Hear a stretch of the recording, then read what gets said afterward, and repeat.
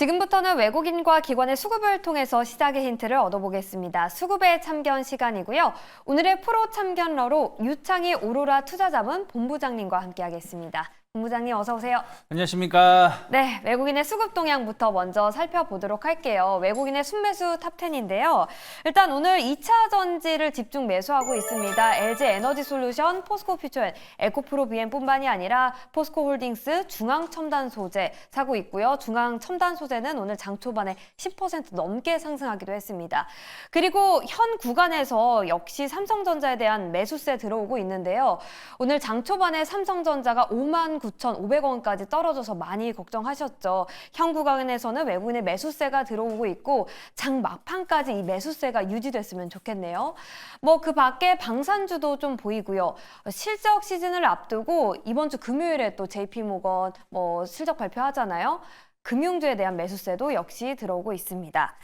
자, 이 중에서 좀 2차 전지를 많이 매수하고 있어서 질문을 드려볼게요. 최근에 2차 전지 외국인이 집중 매수하고 있는데요. 네. 지금 신규 진입도 가능하다고 보시나요?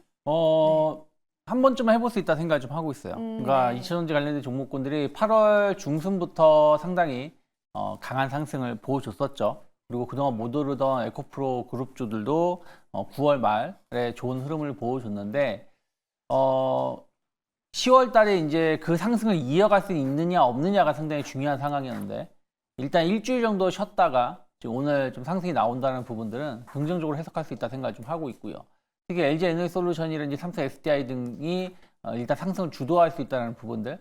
LG 엔솔 같은 경우는 사실은 8월 달에 많이 오르고 9월 달에 쉬었습니다. 옆으로 행보하는 상황에서 이제 그 매물대를 어떻게 이제 소화하느냐가 중요하다 생각하고 있는데 오늘 상승을 좀 준다라는 것은 일단 2차 전지가 조금 더 강하게 치고 나갈 수 있다. 일단은 단기일지 연말까지일지 모르겠습니다만 일단 주도주로 선택을 받았다 생각하고 있기 때문에 제가 보기에는 지금 정도에서는 한 번 정도는 공략을 해볼 수 있는 위치가 아닐까 판단을 좀 하고 있습니다. 네.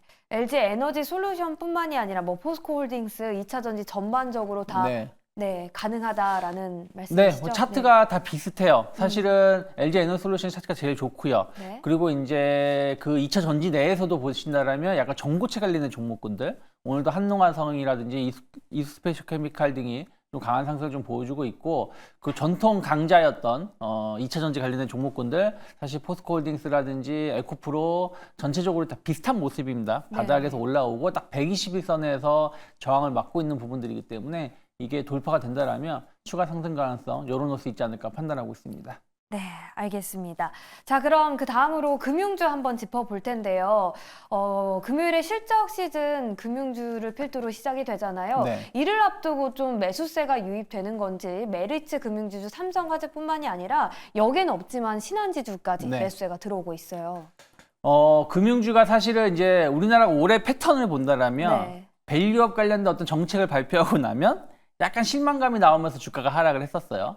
근데 이제 그리고 나서 또 다시 재차 반등에 성공하는 모습을 보여주고 있는데 지금 딱 그러한 모습이 아닌가 생각을 좀 하고 있습니다. 그래서 밸류업 지수가 발표됐을 때는 이게 뭐야 하는 느낌이었지만 어찌되었든 기차는 간다라는 개념으로 이러한 부분들이 좀 길게 봤을 때는 수급이라든지 이런 것이 우호적으로 주가에 영향을 미칠 수 있다는 어떤 기대감인 거고 또 하나는 실적인 것이죠. 뭐가 됐든 이제 본격적으로 3분기 실적 장세에 진입을 하는 거거든요. 미국 금융주를 필두로 해서 우리나라 같은 경우 보통 이제 다음 주나 다다음 주부터 본격적으로 대형주들이 실적을 발표할 텐데 금융주들은 실적이 크게 흔들릴 가능성은 적죠. 그리고 경기 침체가 아니라 그러면 현재 실적이 계속 유지될 수 있다는 부분들 그런 것들이 매력으로 작용하고 있는 것 같습니다. 그래서 은행주들 조금 매수세가 좀 들어오고 있다 생각하고 있고 저는 메리츠 금융지주 같은 경우는 금융지주사 중에서는 제일 배당을 많이 하고 배당률이 높다라는 거죠. 그리고 영업이익이 계속 늘어나고 있는데 2분기 같은 경우도 예상치보다도 3천억인가요? 5천억인가 더 늘어나는 모습을 보여줬었는데 영업이익이 늘어나면 배당도 더 늘어나게 돼 있는 구조로 지금 돼 있습니다. 메리츠 금융지주 같은 경우는. 그러다 보니까 이런 것들이 매력으로 작용하면서 금융주들이라는 기업이 조정이 나올 때 메리츠 금융은 거의 조정이 없었거든요. 그렇기 때문에 전 탑픽은 메리츠 금융지주 보고 있고 그 다음에 뭐 신한지주, KB금융 충분히 공략 가능하지 않나 판단하고 있습니다. 네, 배당에 대한 기대감도 있겠고요. 그리고 흔들리지 않는 편안함, 그 실적에 대한 기대감까지 더해지고 있는데 이 중에서도 메리츠 금융지주를 가장 탑픽으로 꼽아주셨습니다. 자, 그럼 외국인의 순매수 탑10 안에서 이 10개 기업 안에서의 본부장님의 탑픽은 어떤 기업일까요? 저는 일단 내일 네. 이슈가 있기 때문에 네, 삼성전자를 실적 발표를 네, 앞두고 있죠. 네, 삼성전자를 선택을 해봤습니다. 네. 제가 사실은 방송에서 삼성전자를 한번 매수해보자고 말씀드리는 게 거의 한 3개월 만인 것 같아요. 그러니까 네. 7월 이후부터는 한 번도 말씀 안 드렸었고, 삼성전자를 사느니 하이닉스를 사자라고 계속 말씀을 드렸었는데, 네. 내일 어떻게 될지 모르겠어요. 물론 내일 본 실적이 아니라 잠정 실적이긴 합니다만은 잠정 실적 하나만 가지고도 전체적인 실적 흐름들을 우리가 가늠할 수 있다라고 생각을 좀 하고 있고, 또 하나는 지금 이제 워싱턴 DC에서 엔비디아가 AI 서밋을 진행하고 있습니다. 오늘 저녁에 어떤 젠슨 왕이 어떤 발언을 할 가능성도 높다라는 것이죠. 그래서 그런 부분들도 관련된 기업들에 대한 어떤 관심도를 좀 높일 수 있다 생각을 좀 하고 있고요. 마이크론 실적이 상당히 예상보다 좋았어요. 그러니까 사실은 마이크론도 실적에 대한 약간 우려감이 있었는데 예상보다 좋았고 전망치도 예상보다 좀 더 높은 흐름들이 나왔습니다. 물론 마이크론 테크놀로지의 실적을 주가를 끌어올린 거는 HBM이라고 생각을 좀 하고 있어요. 하지만 삼성전자도 지금 영업이익 예상치가 10조 3천억까지 떨어져 있는 상황에서 만약에 한 11조라든지 이렇게 영업이익을 만약에 이번에 보여준다면 우리가 생각했었던 것보다는 괜찮네라는 생각이 있을 수 있다 생각 좀 하고 있습니다. 그러면 충분히 매수가 들어올 수 있다 생각 좀 하고 있고, 오늘 뭐 월가일보 제가 프로그램 봤는데 JP모건이 삼성전자 다 팔았다, 하이닉스 그런 내용이 있더라고요. 네. 근데 이제 그 내용 중에서 보시면 그럼 이제 매수가 들어올 거냐 아닐 거냐 뭐 이런 내용 얘기가 나왔었는데, 어쨌든 저는 추가적인 어떤 공격적인 매도가 없을 수 있다라는 것만으로도 오히려. 저는 주가에는 네. 긍정적인 영향을 줄 수 있지 않을까 생각을 하고 있어서, 일단 이벤트가 있어서 오늘은 삼성전자 뭐 지금 급등하고 있는 게 아니기 때문에 한 번 정도는 공략해 볼 수 있지 않을까 생각하고 있습니다. 네, 투심이 현재 삼성전자 좋지 않습니다. 그럼에도 불구하고 더 떨어질 때가 없기 때문에 좀 탑픽으로 보신 것 같아요. 네, 일단 단기적으로는 그렇게 보고 있습니다. 네, 알겠습니다. 자, 외국인의 순매수 탑10 그리고 그 안에서 탑픽까지 꼽아봤고요. 계속해서 기관의 순매수 탑10도 살펴보도록 하겠습니다. 기관은 좀 방산주를 많이 담고 있습니다. 한화 에어로스페이스, 현대로템, LIG 넥스원까지 방산 3대장을 담고 있고요. 그리고 역시 외국인과 마찬가지로 2차 전지를 담고 있네요. LG화학과 LNF, 삼성 SDI까지 담아가는 모습. 그 밖에 현대차와 현대모비스, 자동차 완성차와 부품 기업까지 사는 모습이 나타나고 있습니다. 자, 이 중에서 제가 방금은 말씀 안 드렸지만 이 안에서 좀 튀는 종목이 있습니다. NC소프트인데요. 네. 혼자 개임주예요. 네. 최근에 NC소프트가 좀 굉장히 많이 등장을 하고 있거든요. 네.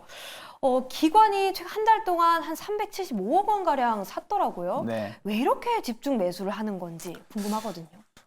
NC소프트가 이제 이번에 밸류업 지수에 편입이 됐어요. 네. 그러면서 좀 말이 많았습니다. 이게 왜 여기 편입이 되느냐라는 내용들이 있었는데, 사실은 NC소프트가 올해 실적은 썩 그렇게 좋은 편은 아니에요. 하지만 실적이 바닥에 대한 어떤 기대감들이 좀 있고요. 그리고 또 하나는 NC소프트가 실적이 좀 안 좋으니까 내세운 카드가 뭐냐면 배당을 높이겠다고 하는 것이었습니다.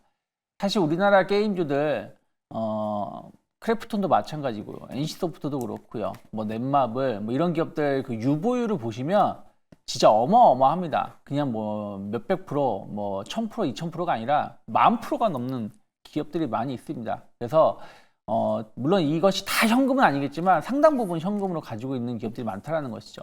그래서 이것이 이제 배당을 좀 높이게 된다면 이제는 게임주들은 어떻게 보면 이제 배당 성장주보다는 약간 배당주로 좀 볼 수도 있다 생각 좀 하고 있습니다. 그러면서 이번에 밸류 프로그램에 선정이 되었고, 실적 바닥에 대한 어떤 기대감들 이런 것들이 좀 맞물리면서 외국인 기관의 매수가 좀 유입되고 있다 생각 좀 하고 있는데, 이런 분위기라면 일단은 실적 흐름 발표하기 전까지는 조금은 주가는 긍정적인 흐름들을 조금은 더 이어갈 수 있다라는 생각으로 바라보는 게 맞지 않을까 판단하고 있습니다. 네, 알겠습니다. 자, 이 중에서 현대모비스도 좀 눈에 띄는데요. 본부장님, 현대모비스에 대한 매수세는 현대차의 인도 증시 상장 기대감 때문이라고 볼 수 있을까요? 간략하게만 설명해 주시죠. 뭐 어쨌든 이제 현대차 그룹이 인도 증시 상장을 해서 투자를 더 늘린다라면 부품사들 충분히 수혜를 입을 수 있다 생각을 좀 하고 있습니다. 특히 이제 전기차 쪽으로 변화가 되면서 현대모비스의 역할이 상당히 커지고 있는 부분들이 있거든요. 그래서 주가는 사실 아주 강한 편은 아니에요. 하지만 현대차가 인도에 진출을 하고 이제 투자를 더 확대한다는 부분들은 길게 봤을 때는 긍정적인 영향을 줄 수 있지 않을까 판단하고 있습니다. 네, 알겠습니다. 자, 그럼 이 중에서도 본부장님의 탑픽을 한번 가려보겠습니다. 기관의 순매수 탑10 중에 본부장님의 탑픽은요? 저는 현대로템 선정했습니다. 현대로템. 네. 최근 외국인의 매수세가 방산 쪽에 많이 들어오고 있더라고요. 네. 기관이 후발주처럼 따라 사는 움직임이 나타나고 있는데 저기 보시면 한화 에어로스페이스도 있고 LIG 넥스원도 있습니다. 그런데 네. 왜 현대로템 꼽으셨나요? 하나 에어로스페어하고 LI 넥스원 네. 같은 경우는 그냥 방산주죠. 네. 방산만 바라봐야 되는 거고 어떻게 보면 실적에 대한 어떤 기대감들도 좀 있고 그리고 이란 사태가 계속 좀 확전될 수 있다는 우려감들이 좀 작용하면서 일단 중소형주가 아니라 대형주 방산주 쪽으로 좀 수급이 좀 들어오고 있다 생각을 좀 하고 있습니다. 그래서 현대로템도 마찬가지죠. 방산주 관련돼서 어떤 기대감들이 계속 나오고 있습니다. 그래서 수주잔고도 계속 꾸준하게 안정적으로 유지가 되고 있는 부분들이 있는데 저는 현대로템을 왜 선택을 했느냐? 현대로템은 방산주이기도 하지만 또 재건주이기도 합니다. 철도 차량을 제작을 하는 기업이죠. 그래서 만약에 러우 전쟁이 만약에 연말이나 내년에 마무리가 되면 또 재건에 대한 어떤 기대감들 가져갈 수 있다 생각하고 있고요. 또 방금 전에 우리가 현대모비스 말씀드렸는데 네.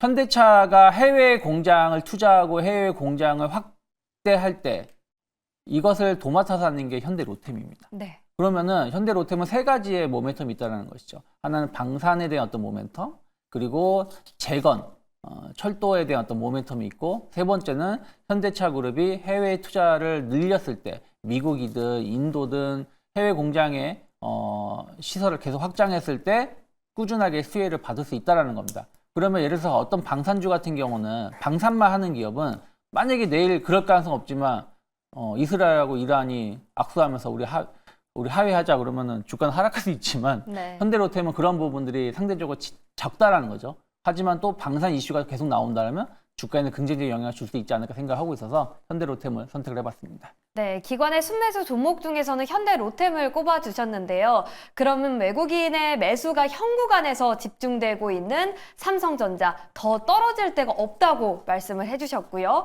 그리고 최근에 AI 반도체보다는 방산주가 수익률이 높습니다. 외국인과 기관의 수급까지 받아가고 있는 현대로템. 본부장님의 선택은요? 하나만 골라주시죠. 저는 일단 오늘은 삼성전자 선택해 보겠습니다. 오, 의외인데요. 네.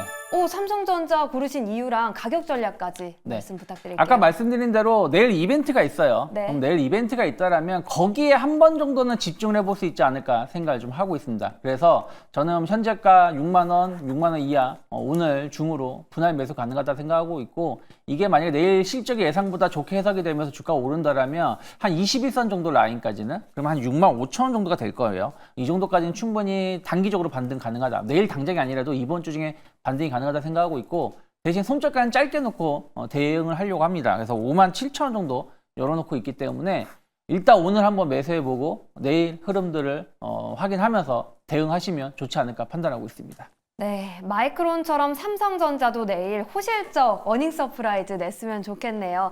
이렇게 유창희 본부장과 함께 오늘의 수급을 참견해 봤습니다. 오늘 말씀 고맙습니다. 고맙습니다.